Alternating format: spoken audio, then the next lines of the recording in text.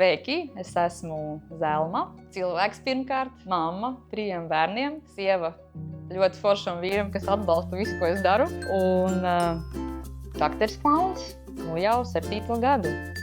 Lielākā daļa sabiedrības uzskata, ka dakteri klauni viņi vairāk ir tādi iepriecinātāji, viņi tādu vārdu kā animatori, bet tā tas gluži nav. Man jāsaka, ka šīs darbs, šī profesija, es pat gribētu teikt, viņa ir daudz dziļāka. Tas ir vairāk par to būšanu blakus, par cilvēka sadzirdēšanu, jo ne jau vienmēr vajag prieku. Citreiz mums vajag kādu ar ko kopā paskumt, un caur to skumšanu mēs sākam justies labāk, mēs redzam, ka kāds mums ir blakus, un atbalsta mūs tajā stāvoklī, kādā mēs esam, un tad jau tur var rasties dažādas cita veida emocijas. Es savā darbā arī tā pamanu, ka citreiz tas dakteris klauns vairāk pat ir vajadzīgs ne mammai, varbūt, vai tad tētim. Un tie rezultāti ir fantastiski. Citreiz atliek tikai tai mammai uzsmaidīt, un arī bērns jau pilnīgi savādāk reaģē. Viņš redz, ka beidzot es varu atslābt, mamma ir laimīga, ieguvusi to mazo drusciņu prieka.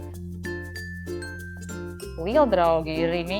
Paldies par lielo atbalstu. Cilvēki par mums uzzina aizvien vairāk. Paldies mūsu lielajām dakteris klauns mammām, Mariannai un Renātai, kas vispār šo visu ir uzsākušas Latvijā, jo tikai tā es varēju satikt visus šos fantastiskos cilvēkus, saprast, ka es varu būt noderīga šādā lomā.